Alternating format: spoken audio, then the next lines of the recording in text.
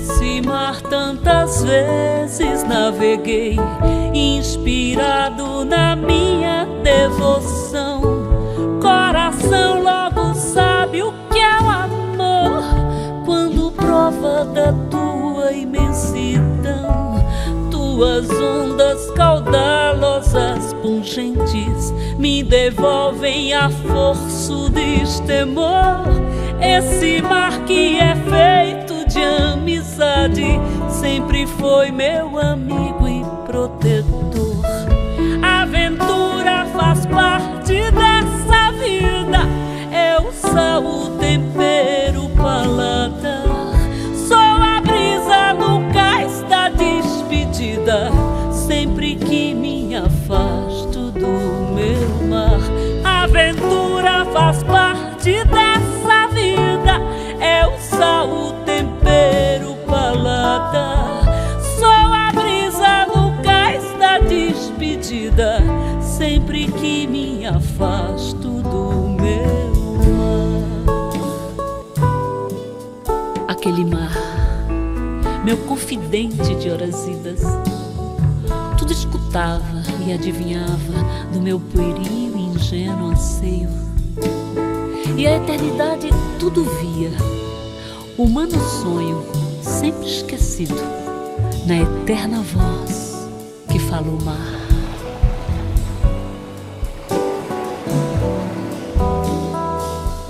Esse mar é teu, esse mar é meu, é de quem souber navegar. Esse mar é teu, esse mar é meu, é de quem souber amar. Esse mar é teu, esse mar é meu, é de quem souber navegar. Esse mar é teu, esse mar é meu, é de quem souber amar. Esse mar é teu, esse mar é meu, é de quem souber navegar. Esse mar é teu, esse mar é meu, é de quem souber amar. Esse mar é teu, esse mar é meu, é de quem souber navegar. Esse mar é teu, esse mar é meu, é de quem souber amar.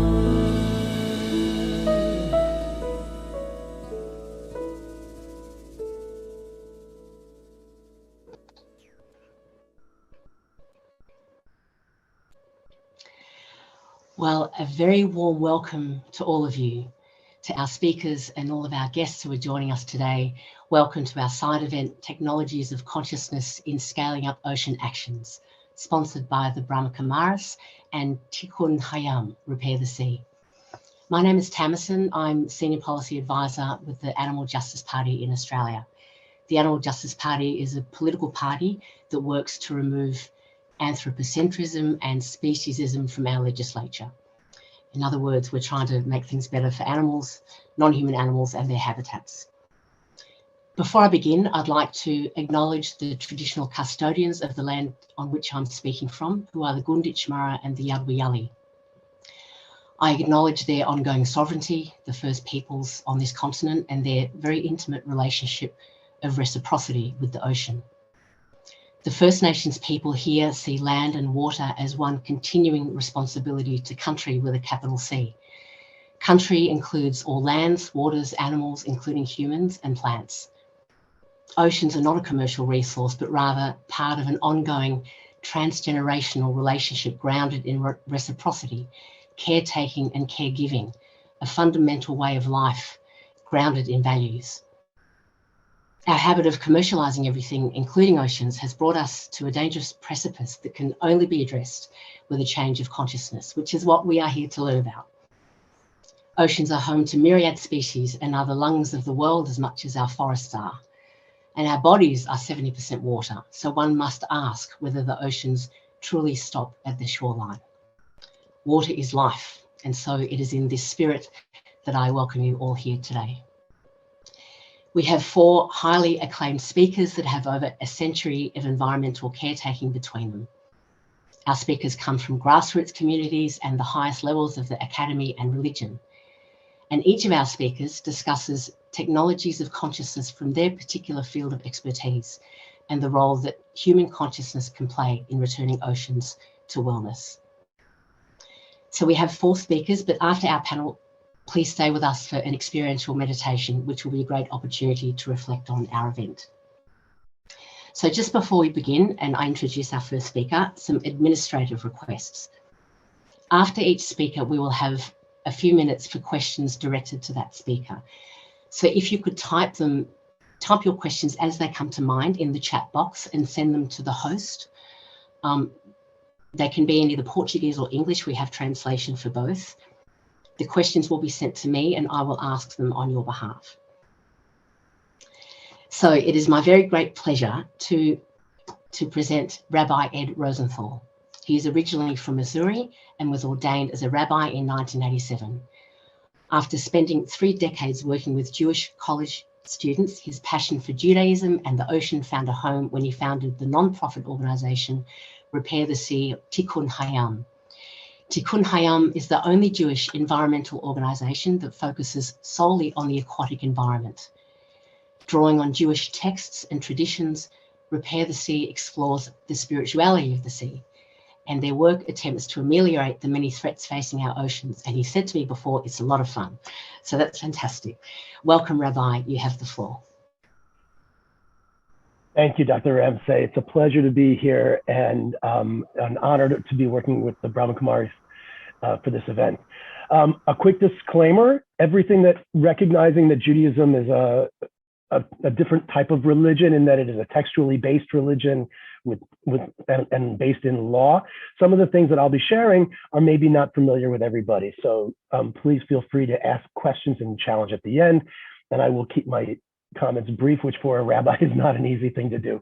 So I will begin. I'm going to share my screen. See if that works. So I'd like to address the question of science versus spirituality or science and spirituality. You know, we live in a world which is incredibly polarized, and whether it's between politics or religion or socioeconomic status, there's so many polarizations.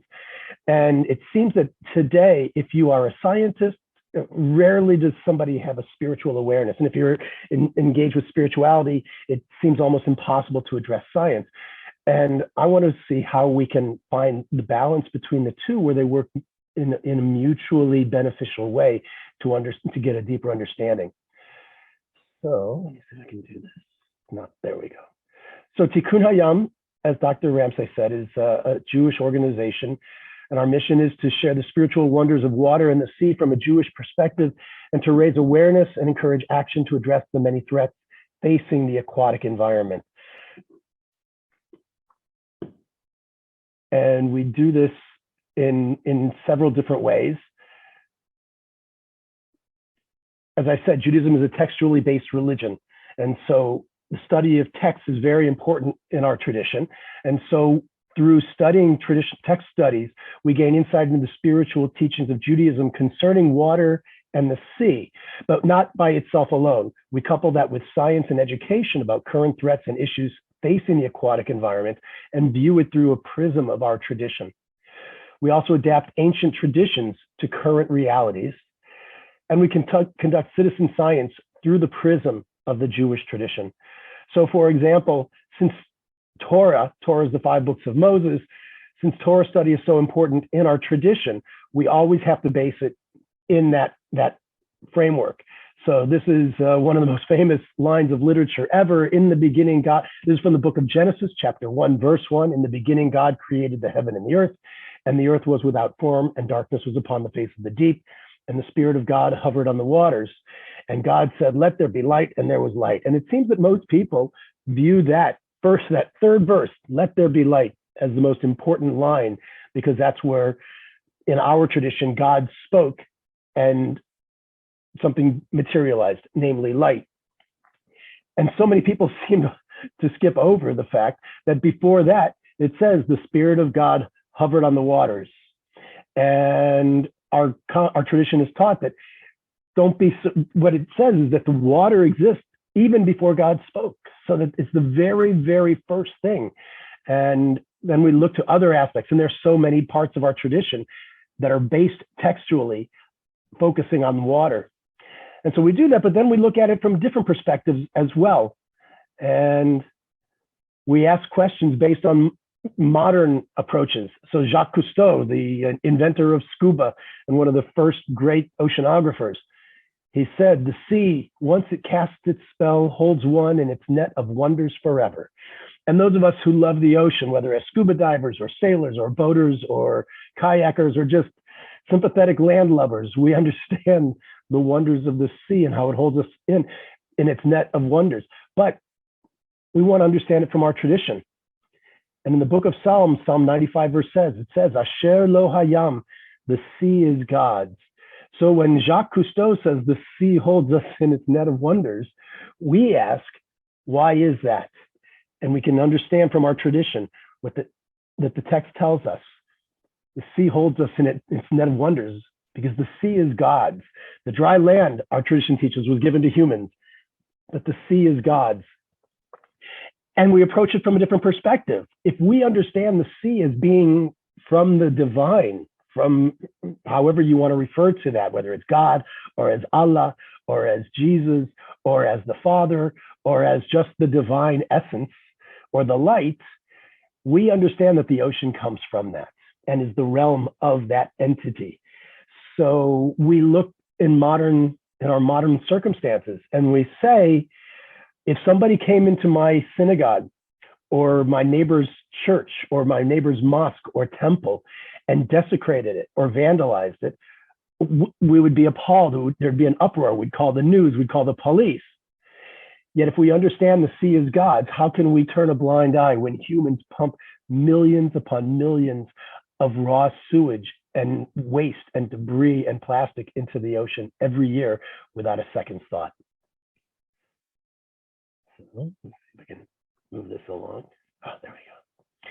And we adapt ancient traditions to current realities. So for example, we create ritual objects from recycled plastic water bottles. In the Jewish tradition, we have ritual objects. And something which we have is called a mezuzah. If you can see my cursor, the mezuzah is a symbol that we put on all of our doors. It's traditionally a reminder of the Exodus from Egypt in our tradition. And what we've done is we've taken water bottles and we've broken them down into 3D printing filament. And we've used the recycled water bottles to create a mezuzah. And the purpose behind this is, yes, the mezuzah reminds us of the Exodus from Egypt, but we hope that our recycled mezuzah reminds us that we are stewards of the ocean, just as much as it reminds us of the Exodus from Egypt. We also, in our tradition, we use this thing called a yad, because when we read from the Torah scroll in the synagogue on the Sabbath, we're not permitted to touch it. So we use this thing called a yad, which traditionally is made from silver or some other stone or wood. And so we've created a yad, again, made from recycled water bottles to remind our communities that we have an obligation to protect the ocean. And we adapt traditions to current realities. So in our tradition, there is a custom on the new year called tashlich, where we go to a body of water and with stones or shells, we symbolically cast off our sins, as we understand our sins, for the coming year so that we can enter the new year with a clean heart and a clean spirit. So we began a tradition of what we call the reverse tashlich. It began a few years ago when I was explaining the tradition to some students. And one of the students said to me, said, Rabbi, you know, there's already more than enough human sin in the water. Why don't we take some of it out? And we did just that. We organized a reverse tashlich, which basically was manifest as a beach cleanup and a mangrove cleanup on the campus where the students studied.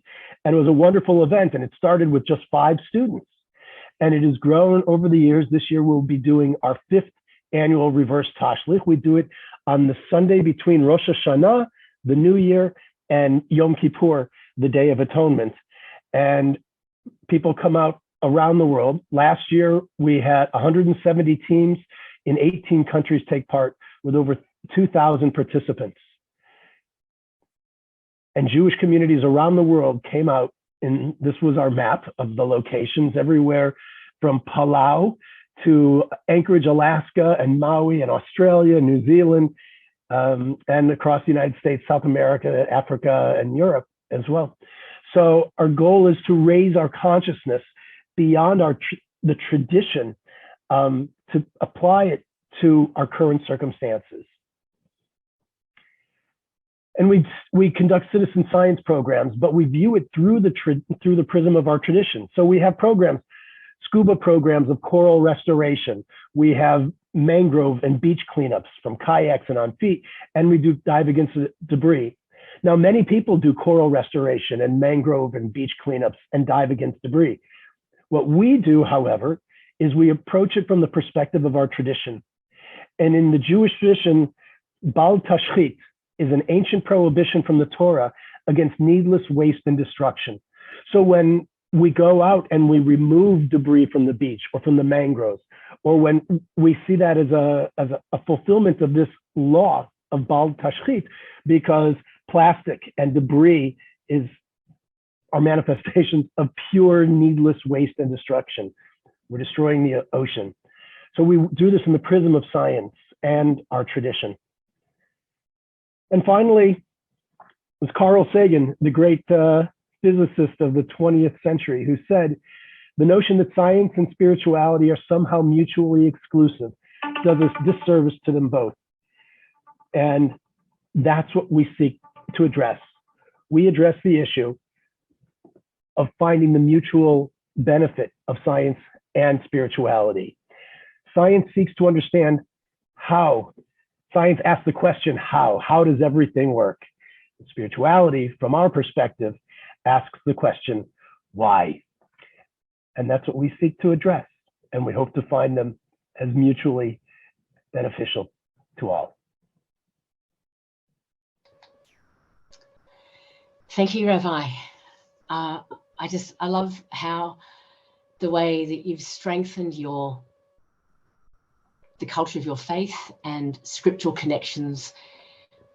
You've actually strengthened the connection with the ancient part of your faith by dealing with a modern problem and connecting it to your scripture. And I think that's really powerful.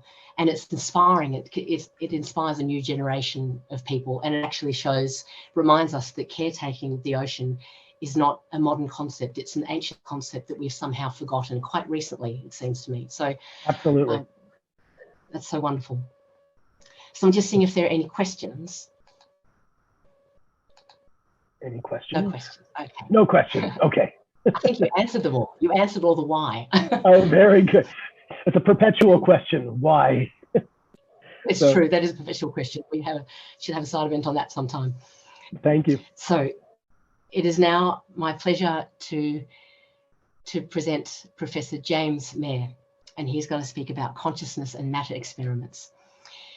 Professor James Mair is Emeritus Professor of Marine Biology. He's from Edinburgh, which you'll hear with his beautiful accent.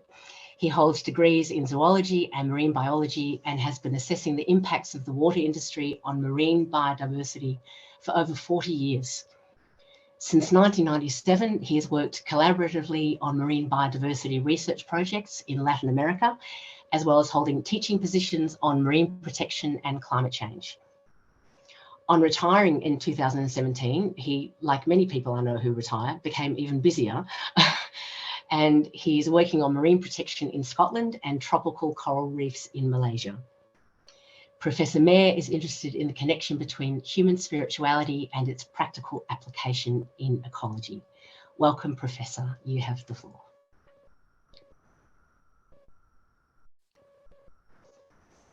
Good afternoon.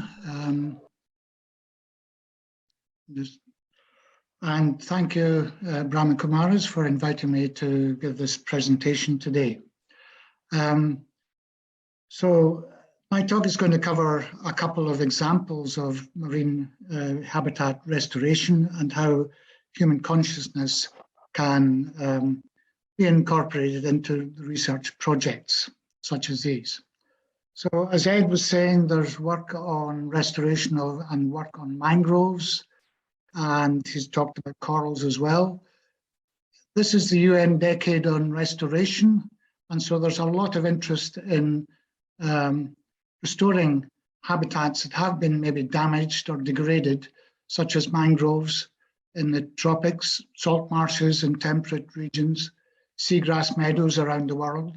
I'm going to concentrate on two other habitats, the native oyster beds, especially in Europe, and tropical coral reefs. So the outline, or what I hope to cover, is the explanations of these two project examples and how individual, at levels of the individual researcher, their groups of students, local communities and the wider general public, raising awareness of that. The topics I'm covering are relevant to a session, an official event session that took place in the conference last Tuesday on managing, protecting, conserving, and restoring marine habitats. More information on these two projects I'll be talking about can be got on these websites. So first of all, on oysters, in the past, as can be seen from the map on the right, there were huge areas of abundant oyster beds in Western Europe in the 18th century and before that. But unfortunately, during the 18th and 19th, the 19th and 20th century, these were fished out, overexploited, and then with commercial trawling industry on seabed dredging, they weren't allowed to recover. However, in recent years, the Native Oyster Restoration Alliance, NORA, has got together groups of interested scientists and organizations working in this area, and to look at the techniques of restoring native oyster beds. My talk will be talking about two projects that I've been fortunate to be involved in. One is in the Dornoch Firth in the northeast of Scotland, in restoring an area that had native oyster beds, and very briefly talk about an oyster fishery in the southwest of Scotland. So talking about the Dornoch Firth, we know from the fossil record and from a lot of other records, such as shell middens in these areas, that the area had huge, extensive oyster beds in that area for thousands and thousands of years, and exploited by ancient human populations over thousands of years. But again, in the 19th century, these, like in other areas, were overexploited and basically destroyed and non-existent. So in the last few years, in the last 7 years, there's been a project called DEEP, the Dornoch Environmental Enhancement Project, to look at restoring these beds. And it's a long-term program which will probably go on for about 20 years. It's funded by Glenmorangie Whisky Distillery Company, which is in that local area, with its partners Heriot-Watt University and the NGO Marine Conservation Society. Now, there's many benefits for restoring oyster beds, and there's too many to go into detail here, but of relevance to this talk is the obvious cultural value of having oyster beds in an area to the local community, and especially if they're exploiting fishing and conservation in that area. Also, in terms of academic distribution of information, there's a lot of work involved in publications and so on. So the scientists in Heriot-Watt University are passionate in the work that they do, and they gain a lot of insight into the workings of oyster beds underwater. Marine Conservation Society, the other partner, develops and raises awareness in the local community and widely in the UK. And the funding organisation, Glenmorangie Company, because of its ability, it can attract media interest, and there's been programs and news items on CNN, the BBC, and Sky, which again raises awareness and consciousness of this topic wider. As I say, for academics themselves and their students, there's a lot of conferences and reports and progress on sharing on the different projects that are ongoing through the NORA network around the work, and peer-reviewed publications are an important part in this as well. So that's a very brief summary of the project that's ongoing there in the Dornoch Firth, but we're also pairing that with an actual sustainable native oyster fishery in the southwest of Scotland. And that gives us a better idea of what native oyster beds should look like and what we're trying to restore. And the Loch Ryan Oyster Fishery Company has been going for numerous decades in a sustainable way by doing rotational fishing in different areas of the sea loch and allowing areas to recover. And I think it's important in this context to show that the local community is very interested in this, and the Srimrar Oyster Festival every year just shows the importance of native and healthy oyster beds to the local communities. So moving on to the other topic of coral reef restoration, as Ed mentioned in his talk, there's a lot of work going on that around the tropics. I'm going to talk about a particular project in Malaysia run by our partners UMT, University of Malaysia, Terengganu, on the island of Bedong, where the university has a research field station which does a lot of research and takes their students and other groups there to understand coral ecology and the importance of coral reefs to local communities and the economy of the area. Unfortunately, in 2019, there was a tropical storm which happened to really affect part of the reef in that local area with a lot of mortality. And so the university decided to set up a restoration project to try and encourage recovery of the reef faster than might take place naturally. And this was done using techniques similar to many other areas in the tropics on coral reef restoration, taking healthy fragments and small fragments of coral, transplanting them onto structures in the area of the damaged reef, and over time and nurturing them, they would be allowed to grow and recover. And this involved researchers and student groups to get to understand this system of restoration, and that included some of our Heriot-Watt University students as well. So the concept of this is to enable restoration at a quicker rate than might occur naturally to form eventually what should look like a healthy reef in an area that has been destroyed. In this case, it was destroyed by a natural event, a storm, but other areas of coral reefs in other parts of the world are destroyed or damaged or degraded by overfishing, overexploitation, or climate change as well. So the university team at the University UMT are very conscious also of the fact that they need to raise awareness more widely, and not only amongst themselves and their students, but the local community. And they raise awareness in events and touring events to show this. So these are two examples of hopefully positive actions, restoration work that I would like to highlight. But I just wanted to emphasize that personally, as an academic involved in these projects, I can vouch for the importance of individual consciousness and environmental empathy in academics, researchers and their students, whether or not they really appreciate or fully appreciate the innate spirituality in the sort of work that they're doing. And it's always heartening to watch, especially students, and the enthusiasm that they have in seeing them being involved in positive actions that they feel are important.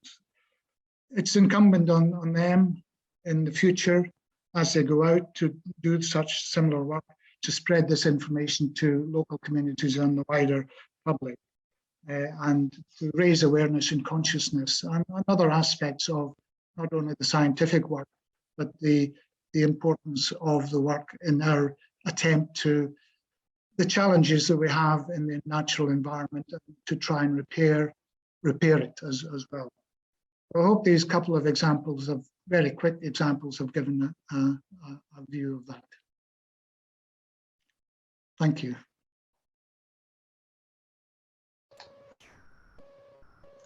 Thank you, Professor. Gosh, it's remarkable the amount of work in these projects.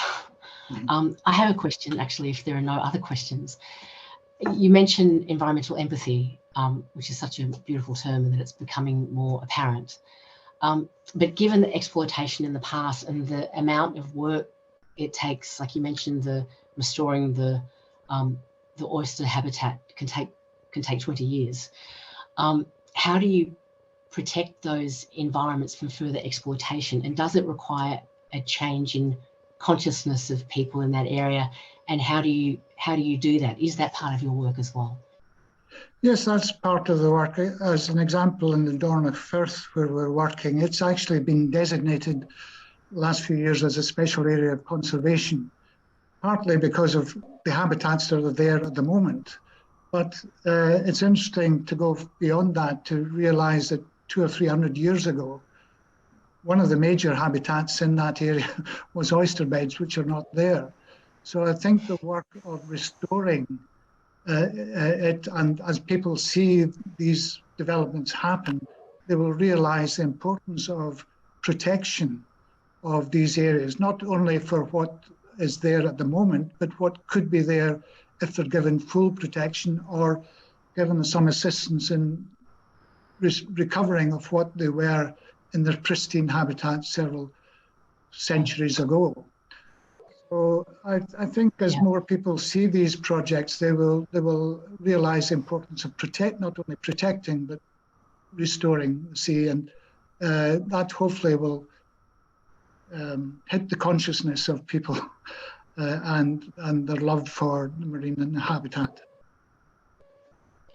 Oh, I just got a note. Could you stop screen sharing? Okay. Because apparently nobody else. Okay, yes, because we couldn't see your face before. We could just see the slide. Well, that's maybe better. Look, it's wonderful work that you're doing. It's such dedication, and it's wonderful to see these local things, local activities that are really bringing some change in our environment. I like it's not just Australian Aboriginal people, Australian First Nations people, but First Nations people everywhere. I think they think about 7 generations, and that's a very good guide with anything we do environmentally, to think of the 7 generations in advance, people we will never meet. Thank you, Professor.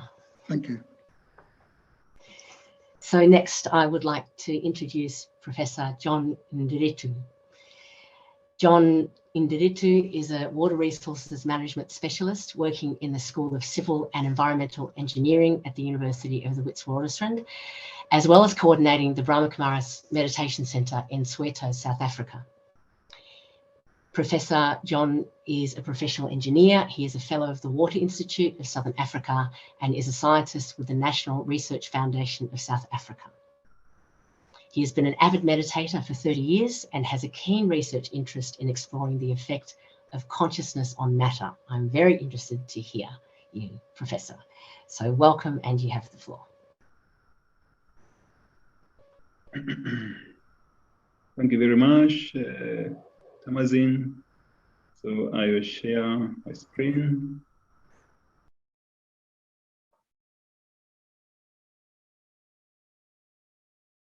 Okay, so is it visible? Yes? Can carry on? Yes. Yes. Well, thank you very much. So I'll be talking about water resources management for scaling up ocean actions. So probably not a lot about the experiments on consciousness, but I think I'll touch a bit on that. So So we are talking about SDG 14, life below water, and the aim or objective is to conserve and sustainably use the oceans, seas, and marine resources. So we'll be finding out how does that relate to water resources management. And if we think about what happens in the ocean or what ends up in the ocean, a lot of it is what is coming from the land, and it could be through the large rivers, the deltas, and all of that, those are the other places. So the pollution and the sustainability problems with the oceans is mainly, or to a large extent, what happens to the land, and that is through the water that's coming through out of all the water resources, the utilization on land of various kinds, which is what I'm highlighting there. So the flow into the ocean sometimes has lots of nutrients, lots of pollutants, lots of plastics, and then that is what causes all these many issues. And I think for a long time we have thought about the ocean as an unlimited, maybe, I'd call it, is it dump site or something, where everything can be placed and nothing happens to the oceans, but of course, so much has been happening. So if we look at that connection between, so if you look at water and the other sustainable development goals, so this particular slide is showing how water relates to all of them. All of them relate to water in some way. And life below water, what happens in the oceans is one of the ones linking very closely to water itself. So we can also say that SDG 14, life below water, actually links to all the other SDGs. And we need to work on all of them in order to ensure that number 14, which is what you're talking about today, also gets linked in and also gets achieved. So we can look a bit more closely, about water resources management and the challenges that we have. Lots of people don't have access to drinking water. 3 out of 10, 6 out of 10 people don't have access to safe sanitation, and some of the challenges that have been highlighted. Some are to do with water demand. It gets quite high from population growth, industrial production. We also have lots of environmental degradation, climate change, and other issues that are more to do with human choices and human values, conflicts, corruption, politics, exclusion, inequality. And therefore, there's quite a lot of scope, regarding using these technologies of consciousness to work on that. And again, there's this article, a recent article, that also talks about the water crisis as a crisis of governance. The political issues, the cultural issues, issues of exclusion and neglect. That again points to human values. So an example, again, just an example, in Central Asia, what the value of the cost of not cooperating fully in managing water together amongst the different countries has been estimated and can be considered in many ways, in terms of political costs, economic costs, and also social and other costs, environmental costs. So looking at the actual costs that get incurred if we don't cooperate fully, and what would be gained if we cooperated fully, has been estimated in this particular report as 4.5 billion per annum, which is quite high. And this is actually, I think, another estimate. So you can see things of human values, cooperation, the things that happen in the mind and how they affect how we govern water together or individually impact a lot on what actually happens. So then that's why you can talk about technologies of consciousness. So I think different speakers, we are thinking about consciousness in different ways. So how do I place it myself? I'm thinking about it as what happens in the mind. What I think, how I perceive reality, how I feel, and how, as a result of that, I make particular choices, I do particular things which are associated with my values and behavior. And that those, of course, give particular outcomes, individually or collectively. And what we'd want to have is life below our water being sustainable, and to achieve, and also to achieve the other SDGs. Therefore, what I'm terming as technologies of consciousness are the things in our minds, or anything we can do with our minds to get us, being as effective as possible, and therefore getting the best outcomes as possible, because there's so much of margin, regarding maybe what we are doing and what we can do.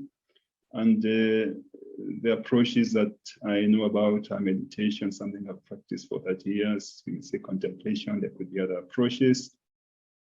And these approaches are not really new. I mean, they have access, there are millions of people who have access to them, and they're in quite a lot of, in many settings, either in education, in the military, in health, and all of that.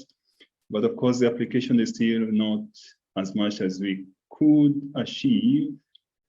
And recently, there is that understanding that that the challenges we are facing, it could be maybe regarding climate change, as in this article, but also the other challenges, we are facing as a globe. It's clear that we can't solve them by technology and governance alone. And this particular article is talking about the role of the inner dimensions, and that's where contemplation, that's where technologies of consciousness come in. And what has been found is that one of these, mindfulness, for instance, enables one to adapt better to climate actions, and also to support others who may be involved in that. And also, when one applies these technologies, one then has better hope for the future. So less fatalistic, loss of hope, and deciding not to do anything about what's happening if it is challenging. So that's one of the things that these technologies help with. And in South Africa, there's this example, I think, published last year, quite a recent one. The governance challenges in South Africa, they are quite serious, probably globally they are. But then there's this particular article that is actually also indicating that contemplative methods would actually be quite applicable in enhancing how we govern, how we work together, how we how we interact together, and ensure that we don't ignore those inner dimensions and just maybe do things logically without thinking about what are the inner things happening to the individual, and therefore how cooperative are they likely to be. Therefore, the attention to the inner worlds of people is like, getting much more attention, and I think this one of the things that I'm actually quite happy about, seeing that researchers are actually working on this quite a bit, quite a lot more recently. And if you go back to water resources and how they impact on the oceans, we know that a lot of our water is used for irrigation, probably 65 to 70% globally. And therefore, irrigation ends up being a very large producer of wastewater. And globally, if you think about, chemical fertilizers that are used for maybe for irrigation or for farming, 15 million tons are applied every year in farming, and 35% of all that nitrogen ends up in the oceans. And one of the results of that, for instance, is that 170,000 kilometers of the ocean areas are affected by, don't have enough oxygen, and that's quite a big issue. Which means, what can we do with farming in order to make it less polluting, less involving? Again, these technologies come in, and just some examples. So there's this approach to farming called yogic farming that has been maybe practiced for about 10, 12 years in India. Maybe at this point, there are more than 2,000 farmers practicing this, where we do organic farming, but then we also carry out meditation. So meditation has been found to improve the yield that you obtain, also the nutrition content. That's a place where I've carried out a few experiments regarding this, but also shown that this happens.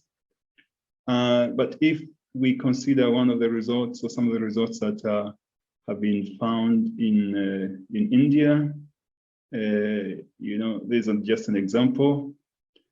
So as a result of applying meditation, so apply organic farming, apply meditation, but also in another case, just apply organic farming alone. So what difference does it make?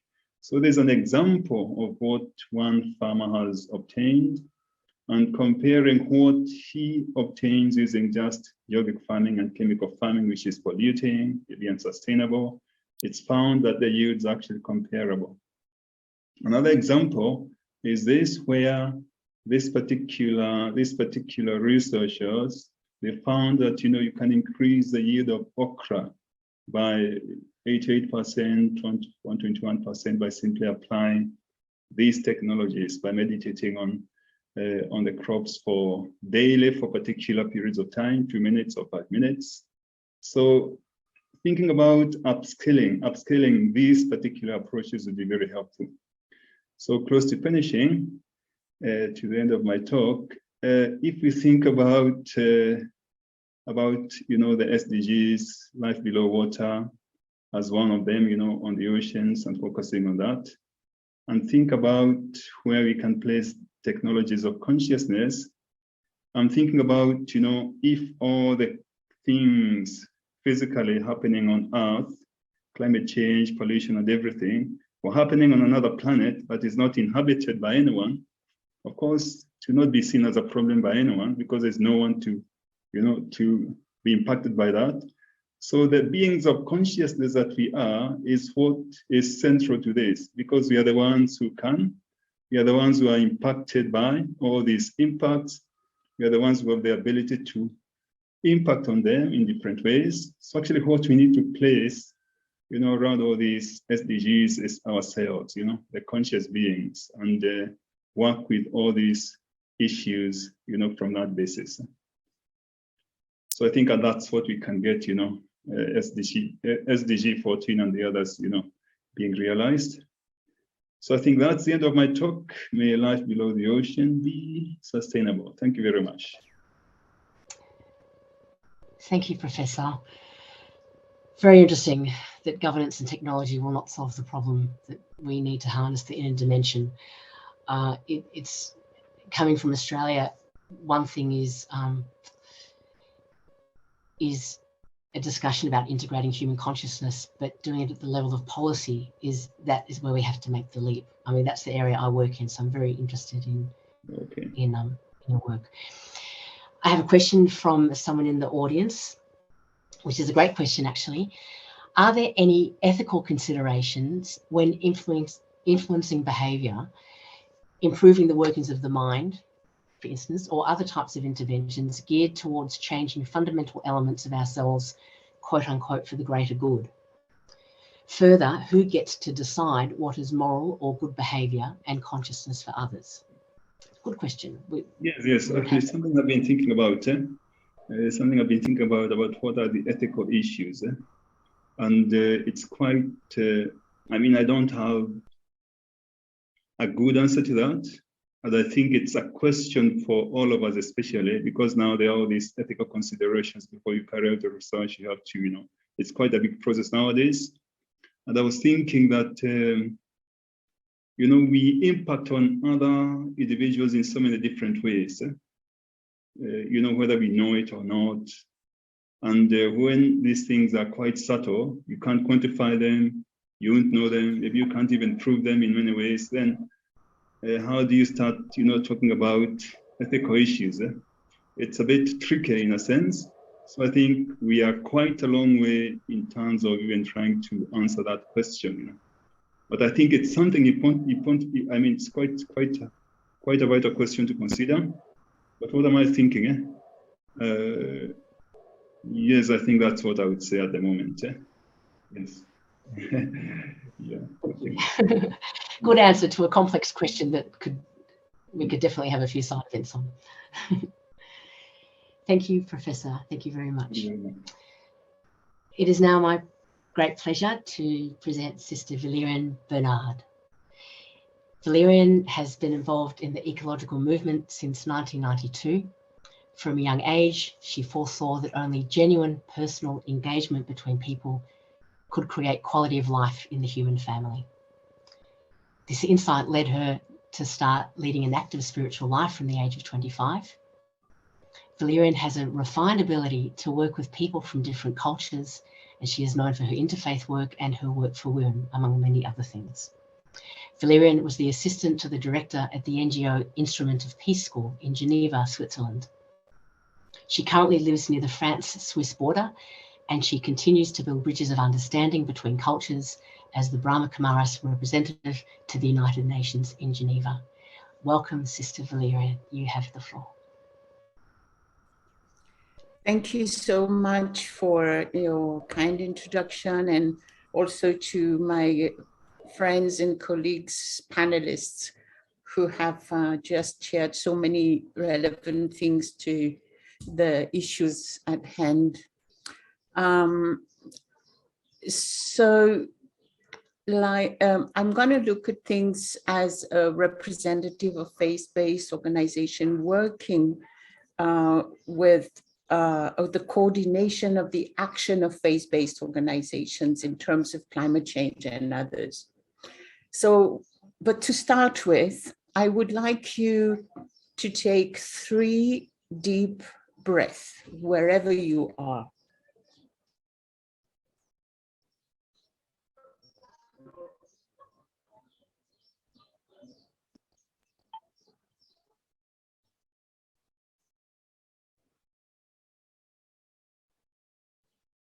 Thank you. I would like to remind you that the ocean is responsible for 60% of the production of the oxygen on this planet. So actually 2 of the 3 breaths you just had are a gift from the ocean. And for me, being able to remember this is at the heart of spiritual awareness. Spirituality allows people to adapt to the new reality. When I was at the local community and indigenous platform of knowledge meeting in Madrid 3 years ago, I remember for the COP, I remember a representative of a small island sharing how every day the whole population of the island was gathering in order to do the cleaning of the beaches and coast from all the plastic waste the ocean was bringing in them every day.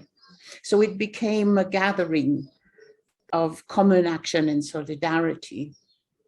In many islands, people are aware of the effect of fossil fuel and human activities and their consequences on the sea.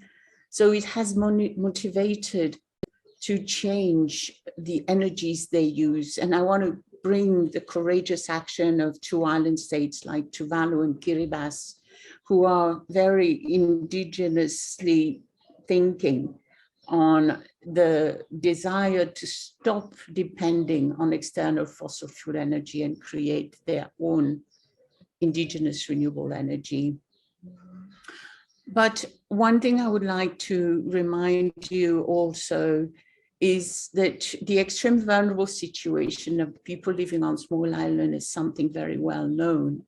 And yet I was doing research for our side event today, and I could see that the legislation is already looking at the rights of the people who are originally from an island when the island ceases to exist in terms of the maritime rights and the fishing rights.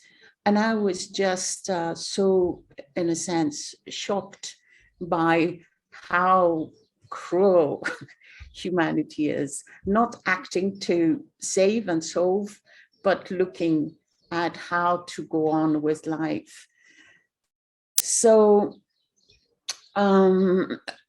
what I would like to share with you also is that the Pacific is holding more than 1/3 of the world languages. So if we lose the islands, who are very low, we don't just lose islands and people, but we lose languages and cultures.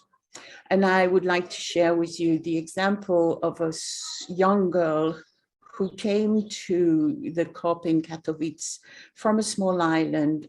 And she said, so here are the people that could take decisions that would allow the survival of my land and my people. And I can see they're not taking the decisions, but go on postponing. this really was for me a very impactful encounter. I like the vision of seeing the ocean as one ocean, just like we have one humanity and we have one Earth.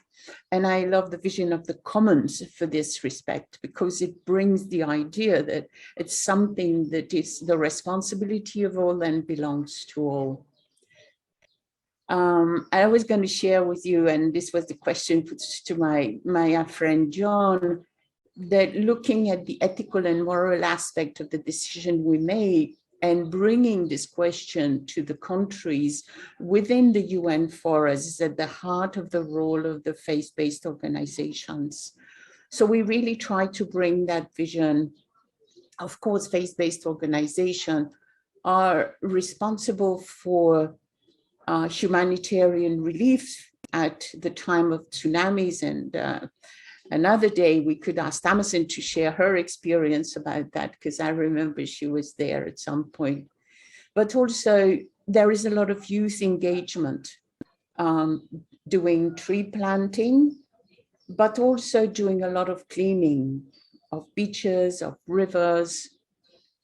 And the culture of the indigenous people is very often teaching that if you harvest a plant or a tree, you should directly plant a new one or two. And I remember a Tahitian story. It's called The Legend of the Waves, where a young man is actually watching the ocean, and he is watching how the oceans are rising and rising, and how it seems the gods aren't doing anything. And so against all the taboos of his family and people, he goes and takes a stone from a sacred altar, being like a connection with the gods so that they are aware. And that's how the gods became aware and made a difference into this particular situation. I love this story because it's a young boy who is the witness, and it's a young boy who is taking a sacred decision, putting his life in risk. I would like to also share a few thoughts on the impact of lifestyles on climate change and ocean contamination. And I'd like to pay respect to all the people who are being murdered on the oceans and the Mediterranean Sea, because we do not care so much for people. And they are the victim of deep climate change problems in coastal communities or others. And so many of faith-based organizations is actually working in order to allow advocacy so that the climate refugees' rights are recognized as something that is a right that countries should recognize and work with. But also, I know many actions of faith-based organizations who are working on the commitment to not use individually any more single-use plastic, because this is part of the big issue of contamination that is happening. Also, one thing that I find really important is understanding the need to move away from fossil fuel addiction. And again, this is to do with lifestyle, but it is also to do with this technology of consciousness, because at the moment, people believe that happiness lies in having, using, but the realization of the consequences in terms of happiness of this lifestyle that we're having is not awakened. So I know that our organization, for instance, looking at the impact of carbon and tree burning is working on providing the knowledge of how to create simple, cheap, or free solar oven, so that the lifestyle of people can adapt to that. And I can tell you it's a lot less tiring than going, like many women in India, to fetch trees kilometers and kilometers away. I also would advise you to look at the Keeping 1.5 Alive, which was a statement delivered on the fate of our planet by the Secretary General, Antonio Guterres of the UN, an amazing speech where he really talked about the need for a strong adaptation, legislation, and finance in order to help the different populations that are at the moment in emergency. And science is an immense tool, but we need to change the vision we have in science, where very often we look at the phenomenon isolated instead of bringing the awareness of the interlinkage between all the different phenomena happening, because this would actually bring a new vision. So the inner power to face challenges and methods to change and reinvent the future depends on the spiritual technology for resilience. People, when they're faced with complicated issues, need to make sense, to change their vision, looking at the 7 generations like Tamasin reminded us, but also dealing with grief as something that will come when you start educating yourself on the basis of what you're facing. I remember the initiative of the Rights of Mother Earth from Bolivia, who really was an amazing initiative looking at the perspective of love, with the perspective of love for a mother. Not only the love of God, but also God's love for creation and for each soul and for the natural world. So we need to reclaim the sacred bond we have with nature. And institutions and businesses who are taking many wrong decisions are also composed of people, of individuals that can also change their awareness and make better decisions for their own personal lives, but also in their workplace. So we all need to conquer greed, to change the way we do economy and the way we link with things. So it is a cultural and spiritual shift that we are demanding for ourselves and for others. And as I said before, being happy is not just in possessions, but it's an inner capacity. And it's a consequence of the way we deal with our responsibilities. The Dharma principles and responsibilities toward Mother Nature, who is the provider of life for all of us, and also solidarity towards our brothers and sisters and all humans and others. And the principle of ahimsa is a very interesting one, translated as non-violence, is actually the principle of living without hurting anything. And this, if it is directing the choices we make on the basis of the values and principles we hold dear, will guide our life in a very different way, having equal vision, recognizing the spiritual source of the existence behind all souls and the natural world. So thank you very much for listening and for permitting this conversation. Thank you so much, Villiers.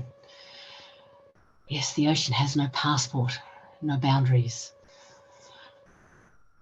Definitely. Oh, I'm just thinking about what you were saying about silo thinking, when we look at things in compartments and we forget the interconnection. And again, I go back to the First Nations culture. Here, you're speaking about ahimsa, and there's a term, napaji, which is a Pitjantjatjara word in the Western Desert, and it means reciprocity, but you actually can't translate it because it's so fundamental to their life. And it's only in recent years that we've lost our way. Like it's inherent for us to live like that.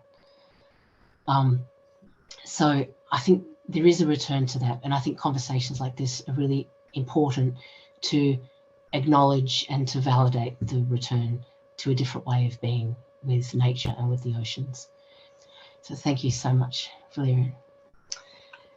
So now we will close with a meditation on oceans by Sister Annetta Loy from Lisbon in Portugal. Well, she is there at the moment. However, she's from Poland. So let me introduce her. Annetta was born in Poland and discovered Raj Yoga meditation in 2006. She is the director of the Brahma Kumaris in Poland and also the research and development coordinator at India One Solar Thermal Power Plant in India. India One operates under an alliance between the UNDP, the Global Environment Facility, and the Government of India in their renewable energy. Annetta has been involved in the UN work of the Brahma Kumaris since 2013, and she is the focal point for the Brahma Kumaris at the United Nations Convention to Combat Desertification. Annetta's interest in spiritual understanding and the development of compassion has drawn her to projects that focus on spiritual capacity building. So I invite you to relax and open to Annetta's meditation, after which the event will close. But before I do that, I just want to thank again all of you for coming. Thank you to our speakers and to all of you for joining us today for our side event, Technologies of Consciousness in Scaling Up Ocean Actions, co-sponsored by the Brahma Kumaris and Tikkun Hayam as part of the 2022 UN Ocean Conference. Sister Annetta, over to you. Thank you very much, Tamasin, and greetings of peace to all my wonderful friends of the ocean.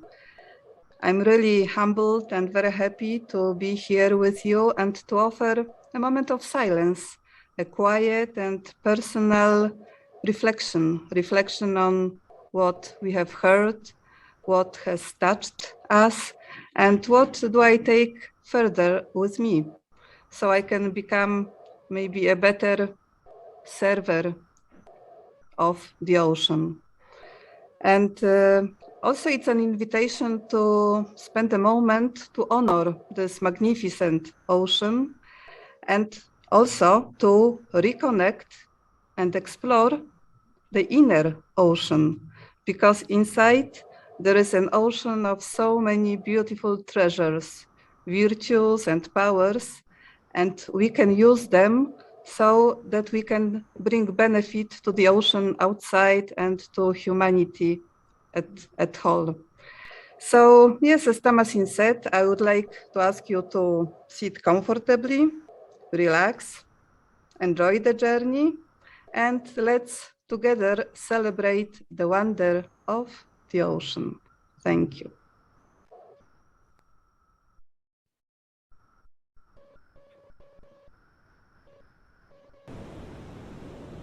I take a moment to reflect on the state of the vast ocean. Its health and ability to sustain life are threatened by humans who overexploit it and poison it. The unlimited, generous, eternal ocean is sick now.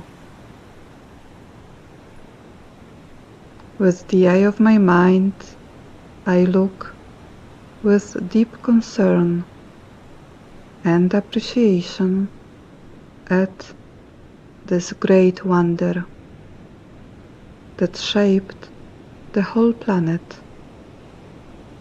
Every stream, every cloud, every raindrop comes back to it. I imagine, I smell the ocean air. I hear the rush of wind across the water.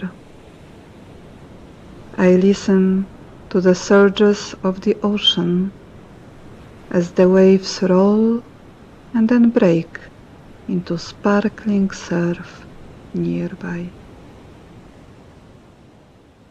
I dive into the ocean. Below the surface to the underwater world.